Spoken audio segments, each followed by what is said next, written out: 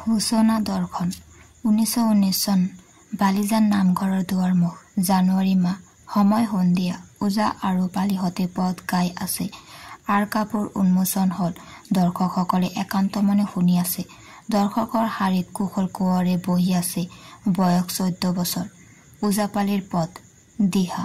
শুনা ভাৰতবাসী কৰ্মলোৱা লেখি কৰ্মবিনে নাই আন গতি এৰা চাকৰিৰ মতি তোমাৰ জননী যে দাখি পদ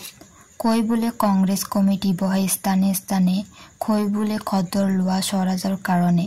গৈ বোলে গান্ধী মহাত্মাই কয় জনে গৈ বোলে ঘৰে ঘৰে পুঁজি কটা পৰম যতনে অ ভাই স্বৰাজ হল বোলা হবে বন্দে মাতৰম এনেতে অতৰ্কিতে দাৰোগা বৰমুখী গাঁৱৰ তিনিজন পুলিচ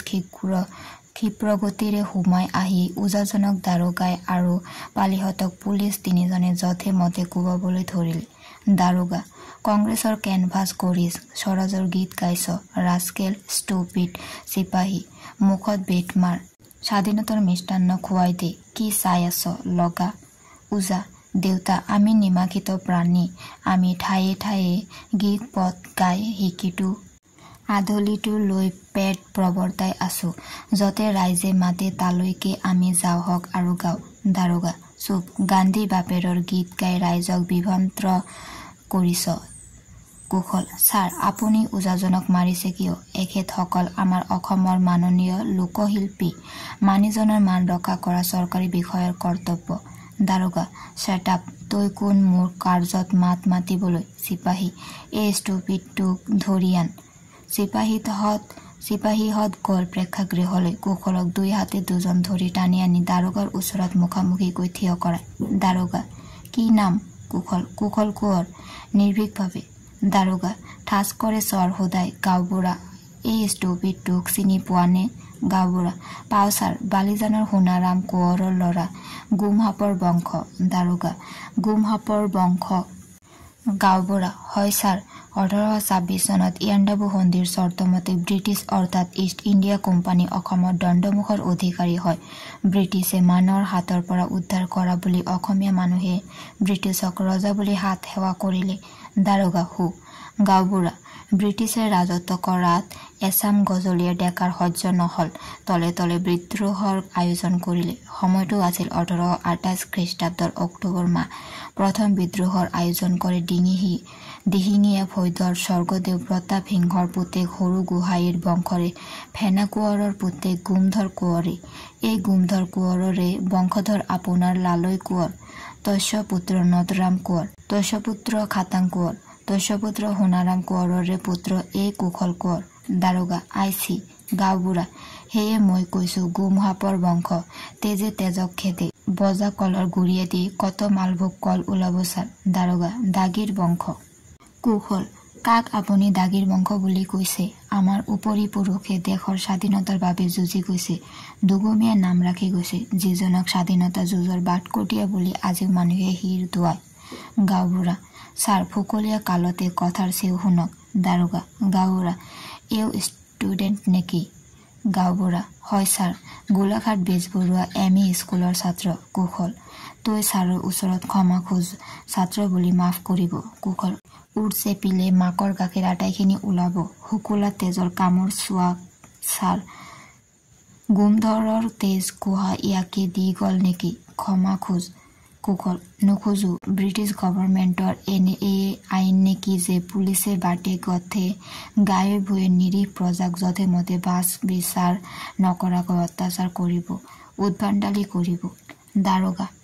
তোক মই আজি শেষ কৰি দিলোহেঁতেন কিন্তু ষ্টুডেণ্ট বুলি ৰেহাই দিলো নাবালক বুলিও ক্ষমা কৰিব নোৱাৰি তথাপি আধা ধোন বেদ দিব লাগিব কুশল ব্ৰিটিছে এই বেদডালেৰে ভাৰতৰ মানুহক শাসন কৰিছে শোষণ কৰিছে এই বেদডালকে মাছ কঁকালতে ভাঙি দিলো দাৰোগা কি মোক তই চিনা নাই ৰাস্কেল মই NC বৰা কুশল চিনিছো আপোনাক ব্ৰিটিছৰ গোলামক চিনিছো কিন্তু আপুনি মোক চিনা নাই শুনক ব্ৰিটিছৰ পথ লেহনকাৰী কুকুৰ মই চিৰ বিদ্ৰোহী স্বাধীনতা সংগ্ৰামৰ বাটকটীয়া প্ৰপিতামহ গুমধৰ কোঁৱৰৰ আজো নাতি কুশল কোঁৱৰ 2 নং দৰ্শন বালিজান কুশলৰ ঘৰ 1921 চন সময় ৰাতিপুৱা 11 বজা কুশলৰ মাতৃদেৱী কণপাহীয়ে তামোলৰ ঠগি আগত লৈ ডবোৱা কটাৰীৰে তামোল বকলিয়াই আছে বিৰালিত বহি তামোল কাটিছে চোতালত হাঁহে ধান খাই আছে চোতালত তুলসীৰ গছ চালত পাৰ চৰাই চৰি আছে ছাগলী পোৱালি দুটিয়ে খেলি আছে মাকে গৈ পাৰক চাউল দিয়ে এনেতে কিতাপৰ টোপোলা আৰু বিছনা এখন মেৰিয়াই লৈ 17 বছৰীয়া কুশলৰ প্ৰৱেশ বিৰালিত বস্তুখিনি থৈ মাকক সেৱা কৰে মাক আশীৰ্বাদ দিয়ে মাক ঈশ্বৰে মংগল কৰক বোপাই স্কুল বন্ধ দিলে নেকি কুশল বৌটি স্কুল বন্ধ দিয়া নাই স্কুলক মই বিদায় দি ঘৰৰ ল'ৰা ঘৰলৈ আহিলো মাক কিনো ক তই সেই পেংলাইখন নগল আৰু তোৰ কুশল বৌটি তোক সঁচাকে কৈছো ইংৰাজৰ গোলামী শিক্ষাৰ প্ৰতি মোৰ ধাউতি নাইকিয়া হ'ল পঢ়ি শুনি কি কৰিম ব্ৰিটিছৰ গোলামীহে হ'ব লাগিব আমি এটা স্কুল এৰিলো গোলাঘাটৰ মহেশ্বৰ বৰুৱা তাৰাপ্ৰসাদ বৰুৱা গোকুলেশ্বৰ হাজৰিকা আদি প্ৰায় 20-25 জন কলেজৰ ছাত্ৰই পঢ়া এৰিলে মাক তই এইবোৰ কি কৈছ নপঢ়ি নুশুনি কি কৰিব খুজিছ তোক কিহে পালি ভূতে কেলালে নেকি কুশল ভূতে কিলোৱা নাই লম্বিছেহে মাক কি ভূতে লম্বিলে কুশল মহাত্মা গান্ধী ভূতে গান্ধীয়ে কৈছে এই 1921 চনৰ পৰা ভাৰতবাসী ব্ৰিটিছৰ লগত অসহযোগ কৰিব লাগিব বিলাতী কাপোৰ বৰ্জন কৰিব লাগিব তাৰ হলনি কপাহৰ খেতি কৰি সূতা কটা এৰি মুগা পাট পলু পুহি কাপোৰ বব লাগিব স্বাৱলম্বী হ'ব লাগিব স্বদেশী বস্তুৰে নিজৰ দেশ নদন বদন কৰিব লাগিব গান্ধীও 17 জানুৱাৰী 3 মাঘৰ দিনা অসমলৈ আহিব তৰুণ ফুকনৰ ঘৰত থাকিব কুশল ভিতৰলৈ গ'ল বাহিৰৰ পৰা কুশলৰ দেউতাক সোণাৰাম কোঁৱৰ সোমাই আহে হাতত বজাৰৰ মোনা ঘৈণীয়েকৰ হাতত দি বিৰালিৰ বিচনালৈ চকু পৰে দেউতাক কোনোবা আলহী আহিছে নেকি মাক আলহী নহয় আপোনাৰ গোন্ধৰ পূব কুশল দেউতাক কুশল স্কুল বন্ধ হল হবলা চাৰিওপিনে যিহে খদমদম লাগিছে দেশৰ ল'ৰা ছোৱালীৰ পৰা নহব আজি ষ্ট্ৰাইক কাইলৈ হৰতাল পৰহিলৈ প্ৰচেছন এইবোৰ কৰি থাকিলে মাক বাপেকৰ টকাৰ শ্ৰাদ্ধ নহবনে এই কংগ্ৰেছে ছাত্ৰসকলৰ মূৰ খালি তহতে আন্দোলন কৰ ছাত্ৰসকলক ফুচুলাই দললৈ টানিছ কিয় মাক এৰা দেউতাক সি কলৈ গ'ল মাক ভিতৰলৈ গৈছে হাজ হলাবলৈ যি সি বোলে একেবাৰে স্কুল এৰি আহিছে দেউতাক কি স্কুল এৰিলে মাক হয় দেউতাক কুশল ওলাই আহ কুশলৰ প্ৰৱেশ মাক বজাৰৰ বস্তু লৈ ভিতৰলৈ যায় তই বোলে স্কুল এৰিছ কিয় কুশল ব্ৰিটিছ গভৰ্ণমেণ্টৰ লগত ভাৰতবাসীয়ে একোতে সহযোগ নকৰে সেই গান্ধীজীৰ আহ্বান সৰ্বতো অসহযোগ আমি ছাত্ৰসকলে অসহযোগ আন্দোলনত সহযোগ কৰিব লাগিব নবীন বৰদলৈ তৰুণ ফুকনে দেহে কেহে লাগি গৈছে অসমতো অসহযোগ আন্দোলন দেউতাক তোৰ মূৰটো লেখা পঢ়া নিশিকিলে বিদ্যা বুদ্ধি আয়ত্ত নকৰিলে দেশ কেনেকৈ চলাবি আগতে ইংৰাজৰ যোগ্য সভ্য তই যে গান্ধীৰ কথা কৈছ সেই গান্ধীয়ে দেখোন বিলাতত বেৰিষ্টাৰী পঢ়ি পাছ কৰিছে গান্ধী বাপেৰক সোধ তেওঁ কিয় ইংৰাজৰ তলত পৰিছিল তহতক এই গান্ধী পাৰ্টি চৌঠেঙীয়া কৰিলে গান্ধীয়ে অসহযোগ কৰিলে বুলি গভৰ্ণমেণ্ট নচলিব ব্ৰিটিছে কাকো কেৰেপ নকৰে কুশল নকৰক আমি প্ৰতিটো কাৰ্যতে অসহযোগ কৰিলে তেওঁলোক বাধ্য হ'ব স্বাধীনতা দিবলৈ দেউতাক স্বাধীনতা দিবনে দুটা চৰ সোধাব খবৰদাৰ পঢ়া ল'ৰা পঢ়িবি গান্ধী পগলৰ কথা নুশুনিবি কুশল মই অসহযোগ আন্দোলনত যোগ দিম কংগ্ৰেছত আমি ছাত্ৰসকলে নাম লিখিছো মোৰ মানত মহাত্মা গান্ধী এগৰাকী বিৰাট পুৰুষ তেখেত মোৰ গুৰু তেখেতে মোৰ ইহকাল পৰকাল দেউতাক গান্ধী বাপেৰে যদি তোক খুৱাওক মই জেঙা জঞ্জাল আহুকাল মাৰিব লাগে কিয় শুন মূৰ্খ ভেকুলীৰ পিঠিত নোম গজাব পাৰিলেহে ভাৰত স্বাধীন হ'ব খৰিকাৰে ঢোল বজাই ব্ৰিটিছ সিংহক খেদিবলৈ যায় মোৰ উপৰি পুৰুষ গোমধৰ কোঁৱৰেই নোৱাৰিলে কুশল মণিৰাম দেৱান হৰিৰাম ঢেকিয়াল ফুকন কাশীনাথ তামুলী ফুকন যাদুৰাম ডেকা বৰুৱা লথৌ খাৰঘৰীয়া ফুকন মাধৱৰাম বৰগোহাঁই এখেতসকলে যদি দেশদ্ৰোহিতা নকৰিলেহেঁতেন অসমত ফিৰিঙি ইষ্ট ইণ্ডিয়া কোম্পানীয়ে ৰাজত্ব কৰিব নোৱাৰিলেহেঁতেন দেউতাক এতিয়া মণিৰাম দেৱান ঘৰে ঘৰে আছে যোগে যোগে দেশদ্ৰোহী ওলোৱা বাবে ভাৰতবৰ্ষ ব্ৰিটিছৰ অধীনলৈ গ'ল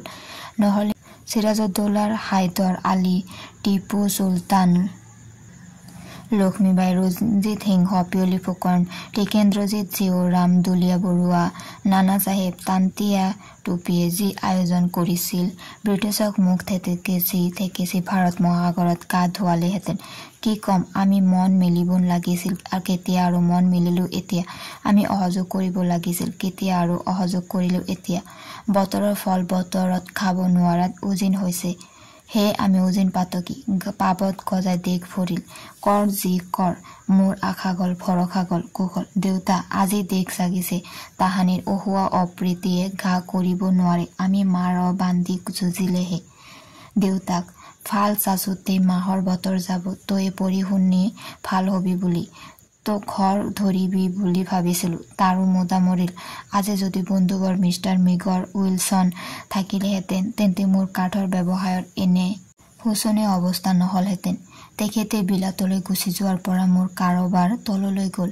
আজি এই 9টা ল'ৰা ছোৱালীৰে মই সংসাৰ চলাব নোৱাৰাত পৰিছো। কুশল। দেউতা, মই বুজিছো। দেউতাক, মনে মনে থাক, এই বালিজানৰ পৈতৃক মাটি বাৰী ভিত্তি বেচা ভিন্ন মোৰ আৰু কোনো উপায় নাই। দেউতাক, শুনিছনে, পুতেৰাই এইবাৰ দেশ স্বাধীন কৰি আমাক চাঙত তুলি ধোৱা দিব, আমি আৰু মূৰে ভৰি কাঢ়িব নালাগে। মোক নপৰে যদি চাকৰিত সোমাই দিয়ক। দেউতাক, ইংৰাজৰ তলতহে চাকৰি আছে, তালৈ সি কিয় যাব? সি হল গান্ধীৰ বৰপুত্ৰ, তাক দেখে খুৱাব, তোক মোকতো দেখে নোখোৱাই। আমিও বৰাগিনী হৈ দিহিঙে দিপাঙে যাওঁগৈ বলা। মাক, এদিনতো যাবই লাগিব। দেউতাক, সেইদিনালৈ ৰোৱাতকৈ আজিয়ে যোৱা ভাল, আগলৈ বা আকৌ কি লটিঘটি হয়গৈ। প্ৰভু, ই কুলো নাপালো সি কুলো নাপালো, মাজ নদীত জাজি হৈয়া ৰৈলো। মাক, দেশত জুই লাগিল, শস্য টুটিল, মৎস্য টুটিল। দেউতাক, যা, যি কপালত আছে সেয়া খন্দাব নোৱাৰো, যি হল হল, মিলিটাৰীৰে ঠিকা ল। নলাৰ কচু বেছি তাৰণি ঠিকাদাৰ মানুহ হল, নুৰুদ্দিন বদৰ ঠিকাদাৰেহে বাঁহ চাপ্লাই কৰি 10 গাড়ী দি 100 গাড়ীৰ বিলৰ টকা লৈ আহি ঘৰ বাৰী মটৰ গাড়ী কৰিলে। তয়ো ঢেকীয়া চাপ্লাই কৰ, পঞ্চমুখী কচু চাপ্লাই কৰ আৰু চাপ্লাই কৰ লাও পানী কলহে। ধনলক্ষ্মী দেৱী তোৰ পিছে পিছে আহিব। কুশল, এনে হীন কাম মই কৰিব নোৱাৰো। দেউতাক, কিয়? কুশল, ব্ৰিটিছে দাহি মহি দেশ উদ্ধাৰ কৰিলে এই গইনা লৈ আমাৰ প্ৰথম কৰ্তব্য হব দেশৰ ঠিকাদাৰসকলক সৎ পথলৈ অনা। দেউতাক, হেৰ কাণ তোলে চৰ সোধাব তোক, তাকে যদি তই কৰ পৰিশ্ৰম কৰি ধন আৰ্জিহে। তোৰ দৰে বাপেৰৰ হোটেলত খোৱা নাই নহয়, বাপেৰৰ খাই গান্ধীৰ কাম কৰিবি। কুশল, গান্ধীজীৰ কাম নহয় দেশৰ কাম। দেউতাক, যা, তোক দেশেই খুৱাওক। দেশ স্বাধীনতো নহয়ে, যদি হয়ো তোৰ দৰে নোম নেগুৰ বৰ্জিত ভলেণ্টিয়াৰক মন্ত্ৰী MLA নেপাতে। বিষয় বাপ খাব কোনে জান? গুলী কৰা দেখি হাবিত লুকাই যিসকল থাকিব সেইসকল আহি শিয়াল নীলা হৈ সিংহাসনত বহাৰ দৰে বহিব। কুশল, আপোনাৰ ভুল ধাৰণা। দেউতাক, ভুল নে ভুল পিছত বুজিবি, ভোজৰ আগৰ ৰণৰ পাছ, হয়নে? কুশল দেউতাকলৈ চালি। দেউতাক, ভোজলৈ যাওঁতে আগতে পাত পাৰি বহিব লাগে আৰু ৰণলৈ গলে পিছত থাকিব লাগে। তই দেখোন কাৱৈ মাছৰ দৰে উজাই গৈ আগলৈ যাব, ফলো হব সেয়া। মাক, হৈছে দিয়ক, কিমাননো বকি থাকে, তাৰ কপালেৰে সি খাব। দেউতাক, মই আমাৰ মানুহক হাড়ে হাড়ে চিনিছো, চকুত থাকি বুকুত কামোৰ মাৰি গুচি যায়। বিলত নামোতে ৰাইজক লাগে, মাছ খাওঁতে মহাজন, মহলদাৰৰ পাছত মাছে ভাতে সমান হয়। ৰাইজে কুঁৱাৰী চেলেকি ৰাতি দুভাগত ঘৰ পাইগৈ। মাক, বোপাই যা গা তিয়াগৈ, ভাত হবহি। দেউতাক, যা, দেখি যেতিয়া নাচিছে সুভূত ঘূৰে, তয়ে বা নেনাচিবি কিয়? আই মোৰ কপালে কি লিখিলো গোপালে, স্বধৰ্মে নিধন শ্ৰেয়, পৰধৰ্ম ভয়াবহ।